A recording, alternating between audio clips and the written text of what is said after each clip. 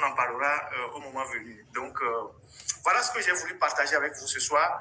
Et j'espère qu'on a fait le tour. Malgré tout, je vous souhaite quand même une bonne fête de l'indépendance en mémoire à nos grands-parents qui ont fait cette lutte-là. Qu'on ait une pensée pour tous ces gens-là et qu'on essaye de faire une mise à jour de toutes les grandes personnes qui ont participé à cette lutte pour l'indépendance pour que leur nom reste dans l'histoire, pour que les jeunes aussi puissent se souvenir. Quand il y a des enfants, des jeunes qui chantent la marche républicaine, il faut qu'ils sachent qui a composé ça.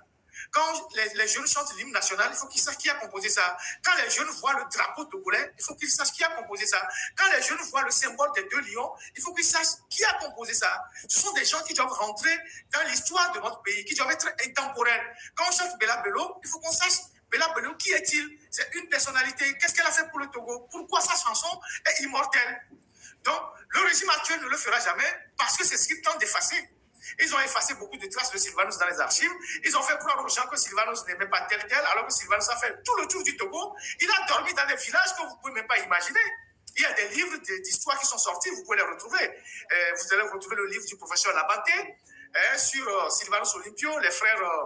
je ne sais pas comment il a appelé ça, les frères Réunions. C'est pas un livre comme ça qui est très intéressant, qui a parlé de la tournée de Sylvanus, comment Sylvanus est parti dans toutes les localités, il a inauguré les infrastructures, Sokodé, Kara, un peu partout, Tapan, tout ça. Il a dormi même dans les villages avec les autochtones. Tout ça, ils ont essayé de faire tout ça dans l'histoire pour monter leur narratif. Voilà. Et donc, nous, notre devoir, c'est de déconstruire tout ce mensonge-là et de faire en sorte que l'histoire puisse rendre justice à ceux qui nous ont précédés et qui ont fait leur part. Et donc, bonne fête de l'indépendance. Et demain, on verra bien. On verra ce qui va se passer. On verra ce soir qui va allumer la flamme de l'indépendance, si c'est le PC ou c'est le PR. Comme ces jours-ci là, ils se sont partagés les rôles.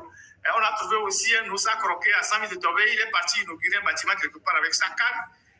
Et puis bon, il était assis quelque part sur un siège là.